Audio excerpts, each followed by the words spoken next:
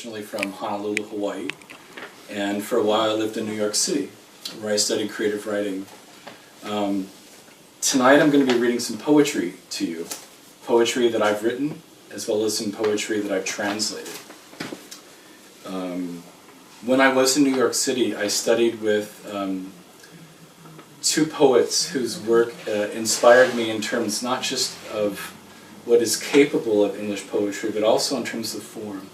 In fact, I was here 2 weeks ago and I bought a book from John by Alfred Korn, the poet who now lives in Massachusetts, who also translates the German poet Rilke. And he was my teacher in New York. Anyway, these poets put a premium on meter, rhyme, and form, things that are not so much in vogue now.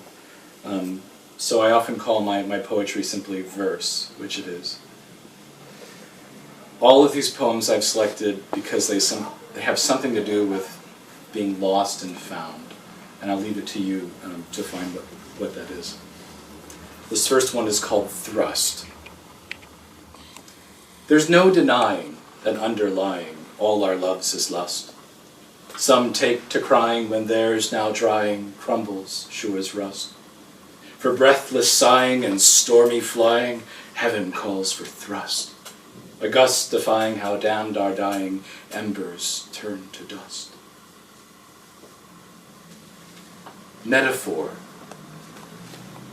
A poem is a weather-tested craft, whose worthiness is ultimately found by how it sails the oceanic rift between assaulting waves that never end and utter stillness when the winds are lost. Or it's a vessel of another stripe, with holds so flooded that they nearly list as blood is fed along its running rope.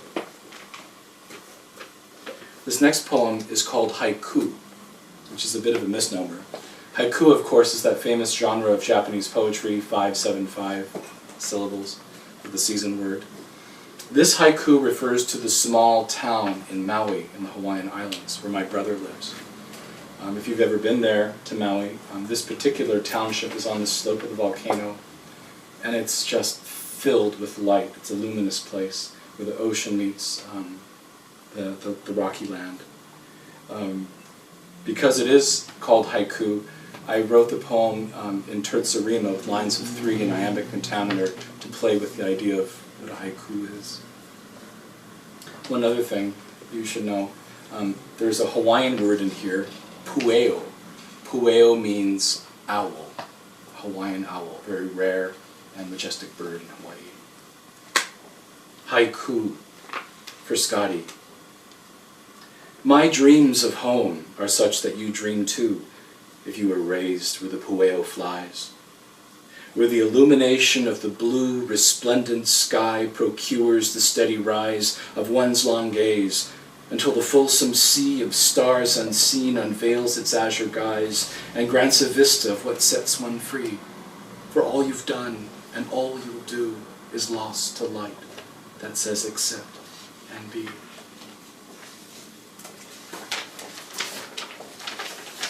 This next poem, too, is about Hawaii. As I said, I lived in New York for a while. My hometown is where President Obama has his Christmas vacation every year. The name of the town is Kailua. It's the second largest city in Hawaii, 50,000 people, so relatively small by German standards. It's about 20 miles northeast of Honolulu, and it is gorgeous. You can Google it. Kailua, Kailua, which means two waters. I wrote this when I lived in Harlem. Kailua, revised. Because no scene is set in black and white in the truest sense, I trace the beaches of Oahu's southeastern shore. Each is, in its way, a hued process, a honed fight of turquoise and dun. A fondant sea meets the saline granules of sharp coral cards, which are a kind of not quite white, mere shards that once were and are now not. Memory eats this up like a sponge. The simile veils the hunger of the trope. Color does bleed into a mud of whorls. Misted motes born falling fell fast into the whole shot-worn gamut of burnt blues that have lost green mead foam. like the eyes of a cabby one hails. This next poem is titled Eclogue, which usually means a pastoral, peaceful, shepherd-imbued kind of poem. But this is an eclogue of a different sort. Eclogue. I heard a soldier on NPR speak of an Afghan widow who, in a field of blooming poppies, stooped low in the mud. She'd been at her work for hours. Crazy, he thought, watching the white dress go blood-red with flower stains of decollated bulbs with a curious amount of leisure. As in a gallery patron's treasure hunt, where each find is found, say, like the daubs of Hoffman's blasted and fragmented bed of sanguinary chunks, lit by lazy afternoon, she'd toss with a horrible thud, he realized only later, the gross yield of a landmine, which made the basket leak. And this last poem was inspired by Ezra Pound. Denouement. Pink blossoms from the store. The words we hurled about like coral lost to tidal might have fallen still and turned as petals curled into each other as if all were right. So that's my work. The poems that follow are by Rainer Maria Rilke, a German poet who lived actually in Maxvorstadt in Schwabing during the First World War. He used to shop here on Schellingstrasse, and he lived on Amalienstrasse and a few other places. He wasn't very happy in Munich, in part because he kept dreaming of Paris. Some 10 years before, he lived in Paris, where he worked as the secretary for the sculptor Rodin. And there he learned how to create beautiful, formed sonnets, poems about real things like sculptures.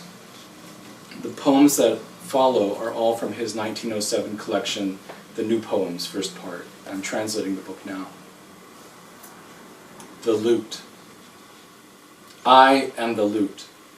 Were you to illustrate my body with its stripes of arching grace, then speak of me as you would seek to trace a perfectly ripe fig. Exaggerate the darkness that you see in me. For there, the darkness was Tulia's. At her lips down there wasn't much. Her lightened hair, a lamplit hall that sunshine would eclipse. She sometimes took into her face some sound and sang to what my surface was wielding. At last, my inmost in her was then found, as I made myself taut to her yielding. This poem is called In a Foreign Park. Rilke visited a small farm in Sweden around this time, and the farm he lived at was next to a cemetery, and he would walk around the cemetery, and he wrote this poem at that time. In a Foreign Park, Borgebugård. There are two paths here. They both lead nowhere. Yet sometimes in thoughts one is foreshown the way forward, as if the turn made wrong lets you arrive nevertheless headlong through the rundell, once again to the stone, where you again read the inscription there. Baroness Britta Sophie, with a staid finger tracing over the faded date. Why does this finding not wholly abrade? What makes you take pause then, and hesitate, like the last time you were amid the elm, which, moist and dark, had never been trodden? And what tempts you then to contrast this realm by seeking something sunlit to laud on, as if roses were on those nameless stalks? What makes you often stand?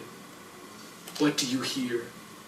And why do you, as if lost, now see here the moths flickering above the high phlox? Two more poems. This next poem is my wife's favorite. She's sitting here on the right. And it's her favorite not because of the subject matter per se, which is a bit scurrilous, but because the character is just so amazing, and I think you'll agree. This is The Courtesan. The Courtesan. The Venetian sun will turn my hair gold. The illustrious end of alchemy has come at last to be. My eyebrows resemble bridges steeply arched.